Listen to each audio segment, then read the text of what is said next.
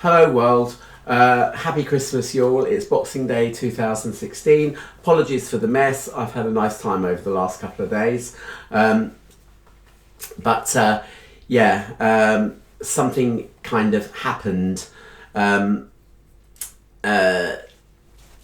last night when we were in the middle of a game of Trivial Pursuit. I got a message from one of my internet pals and it said, "Poor George Michael." And when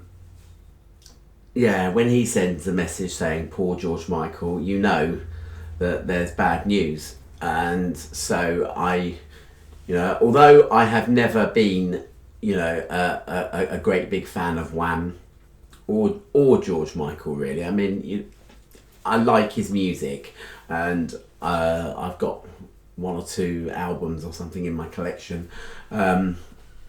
I think I put it's Faith I've got, isn't it? Because I put a vinyl reproduction of it on YouTube a couple of years ago. Go and find it; it's nice. The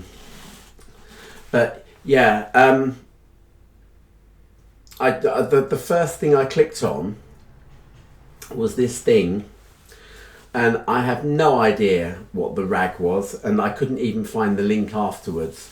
But basically, there wasn't really an awful lot to say, and from all those news articles that they just end up saying the same thing about 3 times, but just rearranging the words in the sentence. We had 2 very scant paragraphs about George Michael, and basically they summed his life up in 3 events. Sorry, I'm just turning my phone off.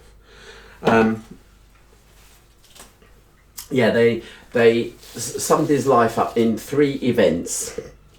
He was a member of the duo Wham, who had hits with blah-de-blah-de-blah-de-blah. No, they didn't say that. They said he was a member of the Squeaky Clean duo Wham in the 1980s, who had hits with blah, blah, blah, blah, blah, wake me up before you go, whatever, blah, blah, blah, blah, blah.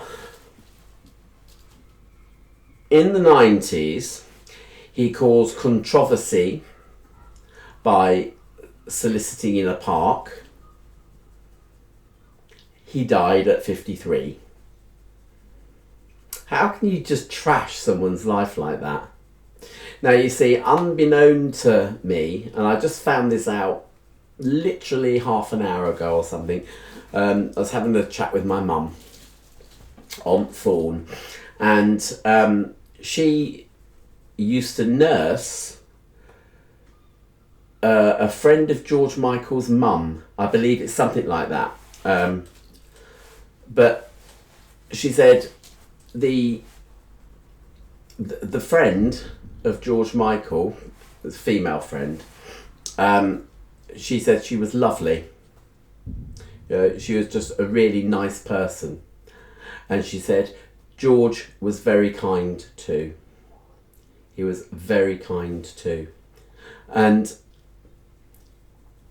my mum is, she's, like a soft woolly cardie, really, and she's always fussing over people and whatever, and always prepared to think the best about people as well. And it's sometimes very hard to tell her some some of the tough truths that go on in the world,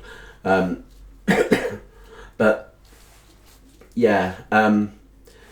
she's recognised there that he was a whole person.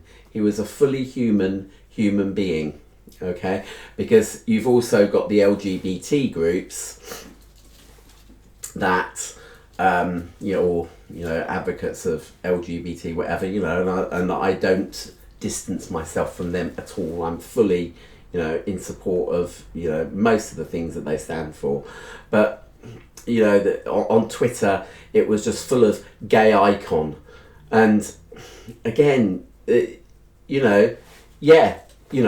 proud of the person you are, but there has to be some sort of happy medium. And, to call someone a gay icon and a singer, whatever, gay icon, very talented. And you know that it's like Paul Simon's song, "Don't want to be a cartoon in a cartoon graveyard." You know, I need a photo opportunity. I need a shot at redemption. And you know, this is, you know, just reducing someone to the image that the press gets of you, and that the press tore George apart. They tore George apart. They, you know, once they find a little bit of, you know, dirt on you, and it's not dirt, by the way. You know, we've all done, you know, skeletonsy things in the past, and you know, maybe in the present. I don't know. I mean, it's not my business, and you know, I just think that, you know, the press tore him apart for that. They tore him apart for his driving conviction under the influence of certain things that he shouldn't have been under the influence of, and you know, it's horrible, and it just, you know, and as my mum said, you know, he was very kind. Okay, so if you put everything together, if you put, you know, and I read an interview that he did in Desert Island Discs. He was on Desert Island Discs in 2007 apparently, and you know, he was talking there, and yeah, he's been through a hell of a lot. He's been through a hell of a lot, poor bloke. You know, we all have. You know, and you know, he's kind of said, my career always righted itself. It was like a rubber duck that turns over in the bath and then just turns back and floats again, you know. So, yeah, you've got that side of him. You've got the very private side of him. You've got the very kind side of him. You've also got the public persona of him, and then, as the press will point out, you've also got the not perfect form of him as well, the bit that really is the vulnerable human that's in there. Okay, because we can all be lovely, but you know, we're all vulnerable. Okay, and we don't always do the right thing, you know, and George kind of said, you know, in a way, he resented his career, and certain things he did that got reported in the newspapers were really him.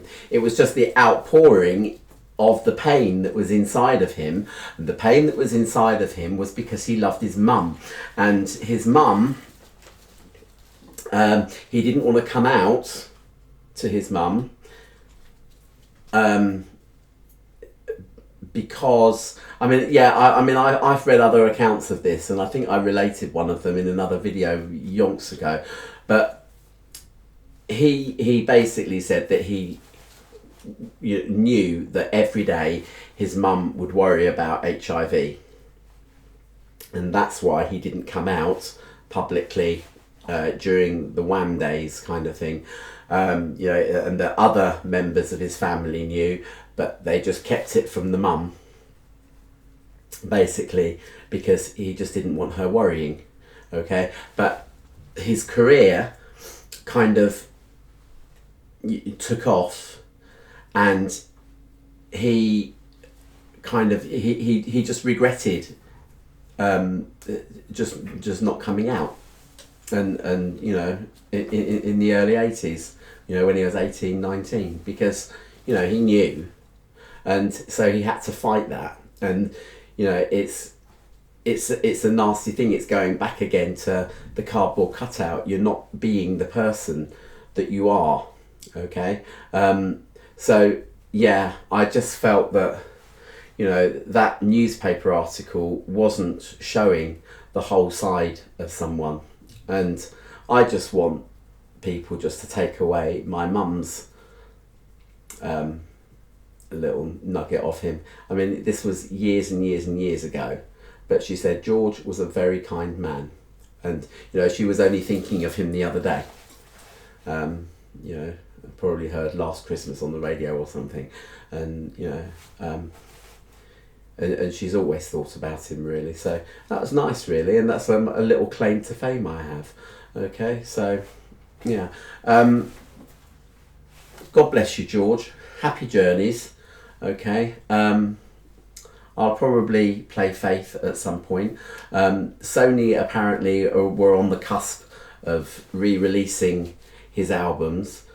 I do hope they give them a very sensitive remastering, because although my vinyl isn't very loud, at least not by today's standards, it really does boogie. It really does boogie, and it's very emotional at times as well.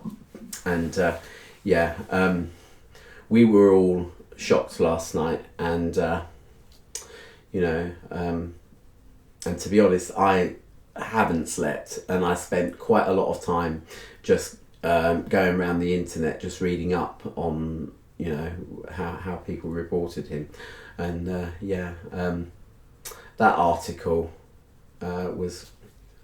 it's just the worst of the worst. It's outrageous, as I put on Facebook. Outrageous.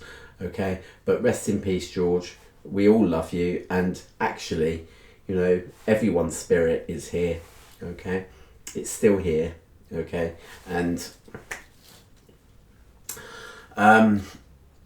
Olivia Harrison, when George died, George Harrison this is, she said, she put a quote from the Bhagavad Gita.